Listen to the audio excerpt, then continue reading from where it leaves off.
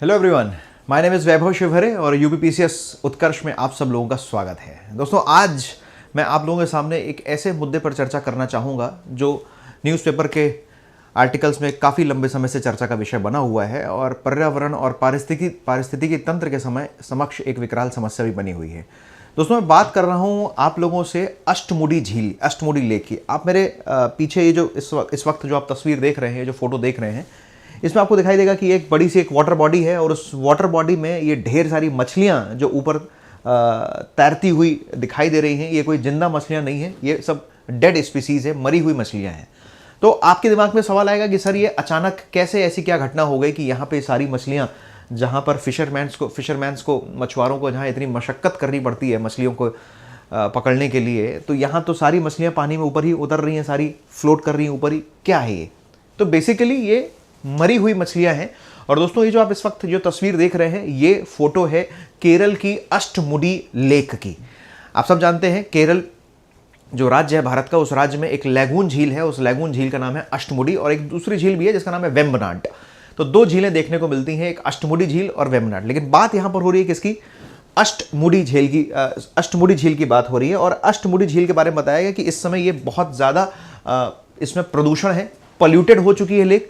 और इतना ज़्यादा इसमें पोल्यूशन का स्तर बढ़ गया है कि इसके अंदर जितनी भी स्पीसीज हैं, जितने भी फाइटोप्लैंक्टन्स हैं, जू प्लैंक्टन्स हैं, फाइटोप्लैंक्टन्स हैं, वो सब नीचे डेड होते जा रहे हैं। इस लेवल पर पोल्यूशन बढ़ गया है। तो अभी कुछ दिन पहले ही, लगभग एक हफ्ते पहले, द हिंदू न्यूज़पेपर में एक आर्टिकल पब्लिश हुआ था इसी से related, a lake ecosystem gasping for the breath. यानी एक लेक का पारितंत्र में जो जितने भी जो स्पीसीज हैं, they are struggling for the breath, they are struggling for the oxygen. क्योंकि जो ऑक्सीजन की जो डिमांड होती है एक मैराइन वाटर बॉडी में, एक ऑक्सीजन की जो डिमांड होती है किसी भी वाटर बॉडी में, वो ऑक्सीजन डिमांड बहुत ज़्यादा कम होती जा रही है, जिसको हम कहते हैं BOD, बायोलॉजिकल ऑक्सीजन डिमांड। ठीक लिखा हुआ है, a recent episode of fish kill in Ashtamudi. Recent episode of fish kill, यानी मछलियां इसमें मरी हुई हैं। ठीक है, in Ashtamudi lake has once again brought to the fore the life threatening issues of the sewage contamination. किस वजह से ऐसा हो रहा है, तो ये जरा देख लेते हैं कि भाई अचानक से ऐसी क्या घटना घट गई कि इतनी सारी मछलियां उसमें मर गई। तो पहला उसमें रीजन बताया गया कि क्यों इतनी मछलियां मरी हैं। तो उसमें फर्स्ट रीजन है, ये देख रहे हैं आप, जो रीजन जो बताया गया मछलियों के मरने का, वो है सीवेज कंटामिनेशन। यानी जो अपशिष्ट जो जल है, वो अपशिष्ट जल लेक में प्रवाहित हो रहा है, नंबर एक। दूसरा है प्लास्टिक पोल्यूशन, यानी माइक्रोप्लास्टिक्स, जो हम प्लास्टिक का इस्तेमाल करते हैं, ठीक है, जो सिंगल यूज प्लास्टिक होता है उसको हम थ्रो कर देते हैं, फेंक देते हैं, ठीक है, वो वहां पर जाकर डंप हो रहा है। और तीसरा एनक्रोचमेंट, यानी उस लेक के आसपास कुछ ना कुछ तो कंस्ट्रक्शन एक्टिविटीज हो रही हैं। यानी उस लेक का जो एक्चुअल जो नेचुरल एरिया है, वो धीरे धीरे उसका अतिक्रमण हो रहा है, एनक्रोच्ड हो रहा है। अभी मैं आपको एक गूगल सैटेलाइट फोटो भी दिखाऊंगा, उसके माध्यम से बताऊंगा कि किस तरीके से एनक्रोचमेंट पिछले 10 सालों में अष्टमुडी लेक में बढ़ा है। तो यहां पर जरा 3 रीजन बड़े गौर करने वाले हैं। पहला रीजन जो सामने आया है कि क्यों अष्टमुडी झील में, क्यों ऐसा द हिंदू को यह हेडिंग लिखनी पड़ी कि lake ecosystem gasping for breath. यानी ये जो लेक का जो इकोसिस्टम है, जिसमें जू प्लैंक्टन और फाइटोप्लैंक्टन है, they are struggling to breath. यानी उसमें ऑक्सीजन नहीं है, BOD जो है बहुत ज्यादा घट गया है, बायोलॉजिकल ऑक्सीजन डिमांड बहुत ज्यादा घट गई है वहां की। डिजॉल्व ऑक्सीजन जो है उसमें, बायोलॉजिकल ऑक्सीजन डिमांड की मांग बहुत ज्यादा बढ़ गई, जिसकी वजह से DO जो है, DO यानी डिजॉल्व ऑक्सीजन जो होती है, डिजॉल्व ऑक्सीजन बहुत ज्यादा घट गई है। तो encroachment and an uncontrolled weed growth stifling the vital lake ecosystem, a protected site of the international importance. In fact आपको ये बता दूं मैं कि जो अष्टमुडी झील है वो इंटरनेशनली, आपको पता है कि जो रामसर साइट्स है उसका हिस्सा है। यानी एक प्रकार का ये वेटलैंड है, जो अष्टमुडी झील है, अष्टमुडी झील वेटलैंड है। यानी इस झील का क्या किया जा रहा है? संरक्षण किया जा रहा है। रामसर साइट्स में, रामसर जो सूची है, रामसर साइट में शामिल है अष्टमुडी झील। इसका मतलब हमारे लिए, हमारे इकोसिस्टम के लिए बहुत इंपॉर्टेंट है।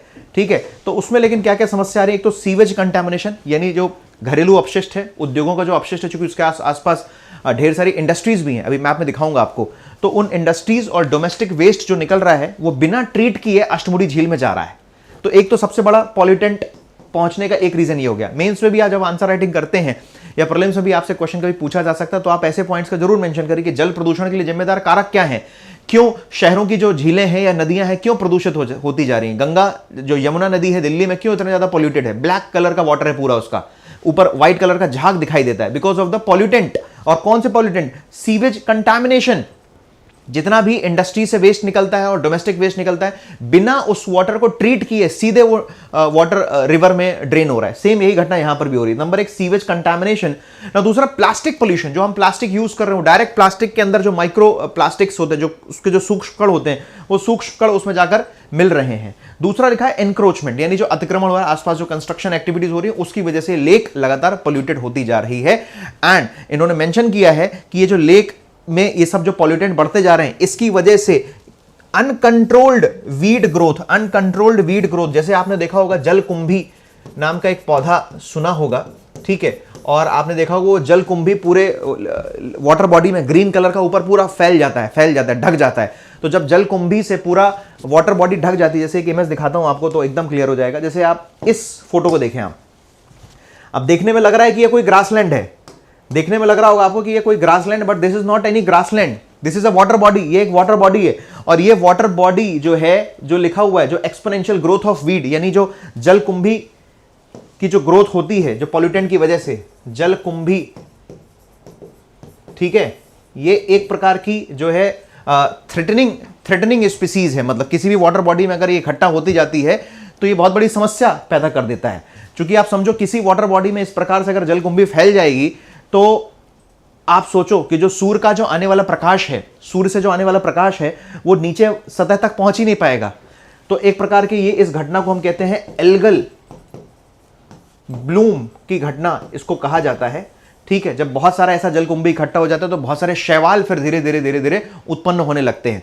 और जो सनलाइट है, जो सूर्य का प्रकाश है, क्योंकि अंदर ढेर सारे स्पीसीज हैं, पेड़ पौधे हैं, ठीक है, बहुत सारे जीव जंतु हैं, बहुत सारे जो है फाइटोप्लैंक्टन, उनको अपना भोजन बनाना है। भोजन बनाने के लिए सूर्य का प्रकाश चाहिए, और प्रकाश संश्लेषण की क्रिया नहीं हो पा रही है, अवरोधित हो रही है, क्योंकि ये ऊपर क्या हो गया है, ये सब एल्गल बूम इकट्ठा हो गया है।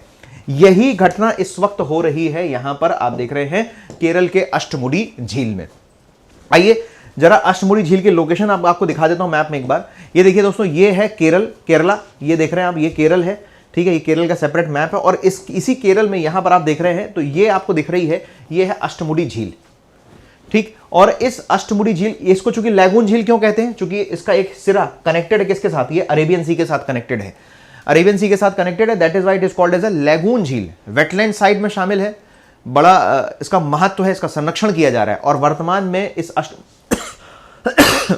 में इस अष्टमुडी झील में ढेर सारे पॉल्यूटेंट इकट्ठा होते जा रहे हैं, और उसके पीछे 3 रिस्पॉन्सिबल बताए, सीवेज वेस्ट, एनक्रोचमेंट, और उसके अलावा एक बताया प्लास्टिक पोल्यूशन। 3 ऐसे कारण हैं जिसकी वजह से अष्टमुडी झील में यह घटना सामने आ रही है। तो अष्टमुडी झील की लोकेशन एक बार देख लें, केरल की झील है ये, 2 झील हैं यहां पर, एक अष्टमुडी झील है और एक वेम्बनाड है। तो बात किसकी हो रही है यहां पर, अष्टमुडी झील की बात हो रही है। अच्छा, अब मुद्दे की बात क्या है यहां पर, एक और इंपॉर्टेंट बात, कि एक और इंडियन एक्सप्रेस में एक आर्टिकल पब्लिश हुआ था, और इस आर्टिकल में क्या बोला गया है, बोला गया है कि अंडर थ्रेट सीवेज डिस्चार्ज, क्या लिखा हुआ है, सीवेज डिस्चार्ज यानी अपशिष्ट जल bye the industries and the house boats have severely polluted the lake. आपको बता दूं कि यहां पर जो अष्टमुडी झील है, केरल वैसे भी बड़ा सुंदर स्टेट है, टूरिज्म बहुत ज्यादा है यहां पर, लोग घूमने जाते हैं। और मैं आपको बताऊं कि इस अष्टमुडी झील और वेम्बनाड झील में ना हाउस बोट का कल्चर बहुत है, लोग जाते हैं, ठीक है, आराम से एक नाइट हाउस बोट में स्टे करते हैं। 2015 में मैंने मतलब ये एक्सपीरियंस किया था कि रात भर लोग अपना उसी हाउस बोट में रुकते हैं, उसी हाउस बोट में स्टे करते हैं। तो अंडर थ्रेट क्यों है, अंडर थ्रेट यानी इसको क्यों खतरा क्यों है, खतरे होने का 2 कारण बताया गया। क्या कि सीवेज डिस्चार्ज जो हो रहा है आसपास की जो इंडस्ट्रीज से, और दूसरा वहां पर जो इस लेक में जो हाउस बोट चलती हैं, ठीक है, बोट होती है, उसमें पूरा घर बना होता है, ठीक है, टूरिज्म के लिए भी उसका यूज होता है, बहुत सारे वहां के जो लोकल जो रहवासी हैं वो भी उस बोट में ही रहते हैं। तो sewage discharge by the industries and house boats have severely polluted the lake. इन लोगों ने लेक को एकदम पॉल्यूट कर दिया है, और पॉल्यूट करने की वजह से क्या क्या समस्या पैदा हो रही है वो बताऊंगा अभी आपको। ये है अष्टमुडी झील, ठीक है, और यहीं पर पाए जाते हैं बैक वाटर्स, जिसको हम कहते हैं कयाल। यहीं पर हैं आपके बैक वाटर्स, इसी अष्टमुडी झील पे ही केरला के कोल्लम डिस्ट्रिक्ट में ही बैक वाटर, और इन्हीं बैक वाटर को हम कहते हैं यहां पर कयाल। ठीक है, तो ये देख रहे हो आप, ये पूरा रीजन है। यहां पर रेड कलर के जो डॉट दिखाई दे रहे हैं आप, ये जो रेड डॉट देख रहे हो ना, ये इंडस्ट्रीज हैं, लिखा हुआ है इंडस्ट्रीज। ठीक है, ये रेड डॉट जितने दिखाई दे रहे हैं, ये जो ग्रीन कलर के जो स्पॉट्स दिखाई दे रहे हैं, ग्रीन स्पॉट्स, ये हैं टूरिज्म के प्लेसेस। लिखा हुआ है टूरिस्ट एक्टिविटीज यहां पर होती हैं बहुत। और वेस्ट डंपिंग साइट्स भी, आप सोचो कितनी हैरानी वाली बात है, मतलब जो झील रामसर की सूची में शामिल है, जिसको हमें प्रोटेक्ट करना है, जो हमारी वेटलैंड है, उसके आसपास डंपिंग साइट्स है, वेस्ट डंपिंग साइट्स, यानी घरों से निकलने वाला कचरा वहां पर डंप किया जाता है। ये आप देखिए, ये जो ब्लैक कलर का जो स्पॉट है, ये लिखा हुआ है यहां पर, ये क्या है, ये डंपिंग साइट है। तो आप सोचो 3 बड़ी ऐसी मेजर एक्टिविटीज हो रही हैं जिसकी वजह से अष्टमुड़ी झील को खतरा उत्पन्न हो रहा है। नंबर 1 क्या क्या है, सबसे बड़ी बात तो है क्या, यहां पर जो उद्योग है, उद्योग, इंडस्ट्रीज से निकलने वाला जो वेस्ट है, उद्योग से निकलने वाला जो एक तो वेस्ट है, दूसरा जो पर्यटन गतिविधियां हो रही हैं, और तीसरा जो कचरे की यहां पर डंपिंग की जा रही है, कचरे की डंपिंग की जा रही है। इसकी वजह से अष्टमुड़ी लेक को थ्रेड बना हुआ है, अष्टमुड़ी लेक में पोल्यूशन होता जा रहा है। अब इससे सर समस्या क्या पैदा हो रही है, ये भी जरा देख लेते हैं। अच्छा, इसके पहले एक आप ये देख लीजिए, changing landscape of the Ashtamudi lake. आप इस फोटो को देखें, इसमें 2 इमेजेस शामिल की हैं मैंने। एक फोटो है दोस्तों ये 2017 की, और एक फोटो है आप ये 2021 की। मैं आपको ये बताना चाह रहा हूं कि किस तरीके से इस अष्टमुड़ी झील में अतिक्रमण हो रहा है, एनक्रोचमेंट किस तरीके से हो रहा है। आप इसको देखें जरा, Google Earth image in 2017 and 2021 showing the encroached part of the lake of the road work हो रहा है, कंस्ट्रक्शन हो रहा है। आप देखो, ये 2017 की इमेज है, यहां पर कोई रोड दिख रही है क्या आपको? नहीं, कोई रोड नहीं है यहां पर। लेकिन इसी झील में यहां पर आप देखिए, इस स्ट्रिप के बगल में ये देखिए, यहां पर रोड वर्क हो रहा है, कंस्ट्रक्शन हो रहा है। अब आप किसी ऐसे इकोसिस्टम के पास में कंस्ट्रक्शन करोगे तो निश्चित रूप से एनवायरनमेंट को थ्रेट तो हो गई, इकोसिस्टम को भी थ्रेट होगा। तो ये कंस्ट्रक्शन जो हो रहा है, इसी को बताया गया एनक्रोचमेंट। तो अष्टमुड़ी झील में पोल्यूशन होने के 3 रीजन बताएं। एक तो एनक्रोचमेंट, अतिक्रमण, दूसरा निकलने वाला जो प्लास्टिक वेस्ट है, और तीसरा जो घर से निकलने वाला और उद्योगों से निकलने वाला जो सीवेज वेस्ट है। वो सब रिस्पॉन्सिबल रीजन है इसके लिए। और जब किसी झील में, ध्यान रखिएगा, जब किसी झील में इस तरीके से पोल्यूशन बढ़ता है तो ऐसी घटना हमारे पास सामने देखने को आती है। ये देख रहे हैं आप, ये पूरा ग्रीन कलर से कवर हो चुका है।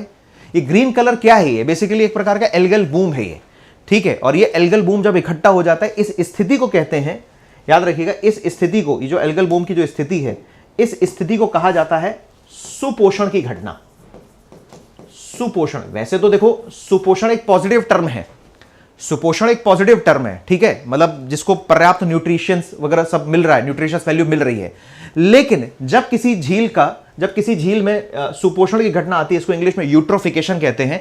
और इस यूट्रोफिकेशन की वजह से, सुपोषण की वजह से, ये पूरा एरिया जो पूरा आपको ढका हुआ दिखाई दे रहा है, अंदर जितनी भी मैराइन स्पीसीज, अंदर जितनी भी वाटर स्पीसीज हैं, फाइटोप्लैंक्टन एंड जू प्लैंक्टन, जितनी भी मछलियां हैं, छोटे छोटे अन्य जीव जंतु हैं, और इसके अलावा जो अन्य फाइटोप्लैंक्टन है, जलीय पादप हैं, उन सब जलीय पादपों को भोजन नहीं मिल पा रहा है सनलाइट की वजह से। और भोजन नहीं मिल पाएगा तो अपने आप अंदर क्या होगा, ये जितनी भी अंदर ये जो सब स्पीसीज हैं सब मर जाएंगी। मतलब ऊपर से तो लेक आपको ऐसे दिखाई दे रही है, लेकिन इसके अंदर तो एक प्रकार का कब्रगाह बन गया है। कब्रगाह बन गया मतलब अंदर तो आप देख रहे हो एकदम ये सारा मछलियां सब डेड हैं, सब डेड स्पीसीज हैं, सब डेड एनिमल्स हैं। अच्छा, अब उसको खाने के लिए ये जो मरी हुई मछलियां हैं, मरे हुए जो पौधे हैं, डेड स्पीसीज, इनको खाने के लिए क्या आएंगे? डिकम्पोजर्स आएंगे। अब जब वो डिकम्पोजर्स आएंगे तो वो क्या करेंगे? जब वो डिकम्पोज करेंगे तो निश्चित रूप से ऑक्सीजन की डिमांड क्या हो जाएगी? बढ़ जाएगी। और जब ऑक्सीजन की डिमांड बढ़ जाएगी, यानी बायोलॉजिकल ऑक्सीजन डिमांड बढ़ जाएगी, तो उस वाटर बॉडी में जो डिसॉल्व ऑक्सीजन है, उस वाटर बॉडी में जो डिसॉल्व ऑक्सीजन है, वो डिसॉल्व ऑक्सीजन घट जाएगी, यस और नो। और जब डिसॉल्व ऑक्सीजन घट जाएगी तो जो रिमेनिंग जो स्पीसीज हैं, उसमें अन्य जो मछलियां हैं और जीव जंतु हैं, उनका भी धीरे धीरे क्या होने लगेगा? नाश होने लगेगा। आप समझे मेरी बात को? इसको एक बार फिर से समराइज करते हैं। बात हो रही है दोस्तों किसकी? अष्टमुड़ी झील की बात हो रही है। अष्टमुड़ी झील की बात हो रही है। अष्टमुड़ी झील का जो परितंत्र है, ये इस वक्त खतरे में है। किन वजहों से खतरे में है? तो 3 वजहों से। नंबर 1, सीवेज, दूसरा प्लास्टिक प्रदूषण, सीवेज प्लास्टिक प्रदूषण, और एक और लिखा हुआ था वहाँ पर, यस सीवेज इंक्रोचमेंट, और तीसरा है अतिक्रमण। ठीक, ये रिस्पॉन्सिबल रीजन है। इसकी वजह से क्या हो रहा है, झील प्रदूषित हो गई, पॉल्यूटेंट बहुत ज़्यादा बढ़ गए। ठीक, और जब किसी झील में ऐसे पॉल्यूटेंट बहुत ज़्यादा बढ़ जाते हैं, ठीक है, अब इसमें प्लास्टिक वेस्ट में बहुत सारे पॉल्यूटेंट्स हैं, सीवेज में नाइट्रोजन भी हो सकता है, फॉस्फोरस भी हो सकता है, बहुत सारे पॉल्यूटेंट हैं। तो इसकी वजह से कैसी घटना, इसकी वजह से अचानक जो है आप देखोगे जो जलकुंभी है, जलकुंभी समझ रहे हैं ना आप, जो वाटर बॉडी में ऊपर जो ग्रीन कलर के प्लांट ढेर सारे हमें बने हुए दिखाई देते हैं, ठीक है, जलकुंभी का विस्तार हो जाता है। और जब जलकुंभी का विस्तार हो जाता है, इस घटना को हम कहते हैं सुपोषण, यूट्रोफिकेशन, यूट्रोफिकेशन। एनवायरमेंट इकोलॉजी में आपने ये पढ़ा होगा। ठीक है, जलकुंभी का विस्तार हो जाता है, यूट्रोफिकेशन की घटना आती है। इसकी वजह से जो सनलाइट नीचे नहीं पहुंच पाती, यानी ये जो प्रकाश संश्लेषण की क्रिया, प्रकाश संश्लेषण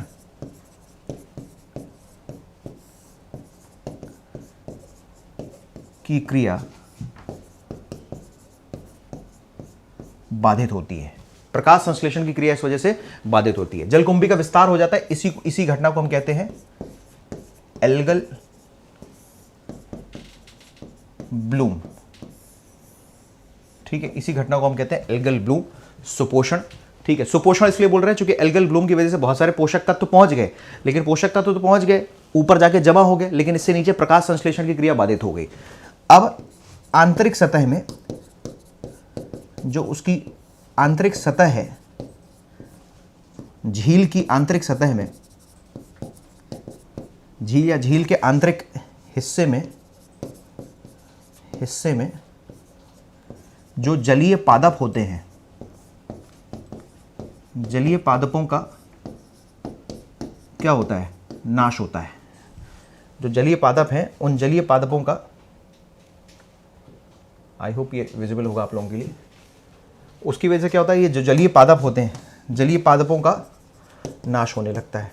ठीक, अब जब किसी वाटर बॉडी में जलीय पादपों का नाश होगा तो उसके लिए इसके अपघटन के लिए इसका अपघटन होगा, डिकम्पोजिशन होगा। यस, और इसके डिकम्पोजिशन की वजह से वाटर बॉडी में यानी जल में जो ऑक्सीजन की जो डिमांड है वो बढ़ जाती है, क्योंकि ये डिकम्पोज करेंगे। ठीक है, तो बहुत सारे छोटे, ये डिकम्पोजिशन कैसे होगा, माइक्रोबैक्टीरिया से। अब माइक्रोबैक्टीरियाज को भी ऑक्सीजन की जरूरत है, तो जल में जो बायोलॉजिकल ऑक्सीजन डिमांड है ना, ये बढ़ जाती है। और जब बायोलॉजिकल ऑक्सीजन डिमांड बढ़ इसलिए गई क्योंकि ढेर सारे डिकम्पोजर्स आ गए, जलीय पादपों को खाने के लिए, नाश हो गया, जलीय पादपों को खाने के लिए बहुत सारे डिकम्पोजर्स आ गए। अब उन डिकम्पोजर्स को चाहिए ऑक्सीजन, तो जल में ऑक्सीजन की जो डिमांड है वो बढ़ जाती है, बायोलॉजिकल ऑक्सीजन डिमांड बढ़ जाती है। इसकी वजह से जो घुलित ऑक्सीजन है, जिसको हम DO कहते हैं, डिसॉल्व ऑक्सीजन, ये घट जाती है। और जब ये डिसॉल्व ऑक्सीजन घटना शुरू हो जाती है तो इसके घटने की वजह से अन्य जो जलीय जंतु हैं, ये इनकी मृत्यु होने लगती है। समझ गए बात, ये पूरा प्रोसेस है। अन्य जो जलीय जंतु है, जब जल में ऑक्सीजन ही नहीं होगी तो मछलियां सर्वाइव कैसे करेंगी भाई। मछली है, केकड़ा है, या अदर जो भी स्पीसीज हैं, जो भी जू प्लैंकटन है उस वाटर बॉडी के अंदर में वो कैसे सर्वाइव करेंगे, क्योंकि डिसॉल्व ऑक्सीजन की मांग क्या हो गई, डिसॉल्व ऑक्सीजन बहुत घट गई ना। अब ऑक्सीजन ही घट जाएगी, तो इसलिए तो लिखा हुआ है, इसीलिए इन्होंने क्या टाइटल डाला है, इन्होंने लिखा हुआ है a lake ecosystem gasping for breath. Definitely breath के लिए हमें क्या चाहिए, कोई भी हो, मनुष्य हो या जानवर हो, ऑक्सीजन ही चाहिए। तो ऑक्सीजन का टोटा हो गया, मतलब ऑक्सीजन की जो डिमांड है वो बहुत ज्यादा घट गई। अब समझ में आया ये क्या है इस लाइन का मतलब, a lake ecosystem gasping for breath. क्यों, सबसे पहले मैंने पूरा आपको स्ट्रक्चर समझा दिया इसका, क्यों हो रहा है ऐसा, क्योंकि यहां पर हम देख रहे हैं अष्टमुड़ी झील है, परितंत्र खतरे में है। क्यों है? सीवेज वेस्ट, प्लास्टिक प्रदूषण, अतिक्रमण की वजह से। इसकी वजह से झील क्या हो रही है? इसकी वजह से झील प्रदूषित हो रही है। ठीक, झील के प्रदूषित होने की वजह से नाइट्रोजन, फास्फोरस, इन सब की क्या है, मात्रा जल में बढ़ रही है। नाइट्रोजन, फास्फोरस की मात्रा बढ़ने की वजह से क्या हो रहा है, ऐसे जो जलकुंभी है, इन जलकुंभियों का विस्तार हो रहा है। ठीक, जलकुंभी का विस्तार हो रहा है, और जलकुंभी का विस्तार होता है तो ये तो हमारे लिए थ्रेटनिंग पौधा है एक प्रकार का। ठीक, उसमें लिखा है ना growth of, exponential growth of weed, तो ये वही वीड है, जलकुंभी है। ठीक है, इसका विस्तार हो रहा है। इसी घटना को हम एल्गल बूम भी कहते हैं। सुपोषण, यूट्रोफिकेशन होता है। ठीक है, और उस यूट्रोफिकेशन की वजह से प्रकाश संश्लेषण की क्रिया जो है वो बाधित हो जाती है, क्योंकि यहां पर सब इकट्ठा हो गया, जलकुंभी इकट्ठा हो गया पूरे वाटर बॉडी में। अब बताओ, ये जो सनलाइट है, जो पहले वाटर ट्रांसपेरेंट था, अब जलकुंभी यहां पर इकट्ठा हो गई, तो ये सनलाइट नीचे कैसे पहुंचेगी, यहां पर नीचे कैसे पहुंचेगी, आप बता दो। अब यहां पर ढेर सारी क्या है, यहां पर ढेर सारी स्पीसीज हैं, यहां पर ढेर सारे पौधे हैं। ठीक है, बहुत सारी क्या है, यहां पर मछलियां हैं, बहुत सारे जीव जंतु हैं नीचे। तो जो पेड़ पौधे हैं, इनका तो भोजन बंद हो गया, क्योंकि प्रकाश संश्लेषण से ही भोजन बनाते हो, तो ये धीरे धीरे मरना शुरू हो जाएंगे। अब जब ये मरेंगे तो इनको खाने के लिए डिकम्पोजर्स आएंगे, बैक्टीरियाज पैदा होंगे। अब उन बैक्टीरियाज को चाहिए ऑक्सीजन भी चाहिए, तो ऑक्सीजन की डिमांड बैक्टीरिया के आने की वजह से, डिकम्पोजर्स के आने की वजह से, अब घटकों के आने की वजह से बीओडी की मांग बढ़ गई, यानी बायोलॉजिकल ऑक्सीजन डिमांड बढ़ गई। बायोलॉजिकल ऑक्सीजन डिमांड बढ़ने की वजह से जल में जो घुलित ऑक्सीजन है, वो घुलित ऑक्सीजन, डिजॉल्व ऑक्सीजन क्या हो गई, कम हो गई। और दोस्तों, डिजॉल्व ऑक्सीजन कम हो जाएगी तो अंततः जो मछलियां हैं उसमें, वो सब क्या होंगी, मछलियां सब मर जाएंगी। और जब मरने के बाद, जब आप कोई डेड बॉडी होती है, जब वो पानी में फिर ऊपर धीरे धीरे क्या होने लगती है, वो तैरने लगती है, तो मरने के बाद वो क्या है, डेड बॉडी सब इस तरह से मछलियां सब ऊपर आ जाती हैं। देख रहे हो, ये सब मरी हुई मछलियां ऊपर आ गई, ये सब यहाँ पर तैर रही हैं। तो ये घटना हमें देखने को मिल रही है केरल की अष्टमुड़ी झील में। आई होप ये कंसेप्चुअल टॉपिक था, एनवायरमेंट इकोलॉजी और ज्योग्राफी का कंबाइंड टॉपिक था, मैंने समझाने का प्रयास किया। आई होप आप लोगों को ये एल्गल बूम की वजह से जो यहाँ पर घटना घट रही है समझ में आई होगी। केरल की अष्टमुड़ी झील में ये सारी घटनाएं हो रही हैं। एट लास्ट एक इन्फॉर्मेशन देना चाहूँगा कि सामान्य अध्ययन फाउंडेशन बैच आ रहा है 25 दिसंबर से शाम को 4 बजे। ओरिजिनल प्राइस ये है, लेकिन अर्ली बर्ड ऑफर में आप लेते हैं तो 50,000 ऑफलाइन और 13,500 आपको ऑनलाइन में मिल जाता है। इसी के साथ यूपीपीसीएस आरओ एआरओ ऑफलाइन और लाइव फ्रॉम क्लासरूम बैच आ रहा है 9 दिसंबर से सुबह 8 बजे। इसके लिए ओरिजिनल प्राइस इसका ये है, और अगर अर्ली बर्ड ऑफर में लेते हैं तो ऑफलाइन में 15,000 और ऑनलाइन में आपको 3,000 रुपये में ये मिल जाएगा। ठीक है, तो आई होप आप लोगों को ये कंटेंट जो मैंने समझाया समझ में आया होगा, और इसी के साथ इस क्लास को करते हैं समाप्त। Thank you so much.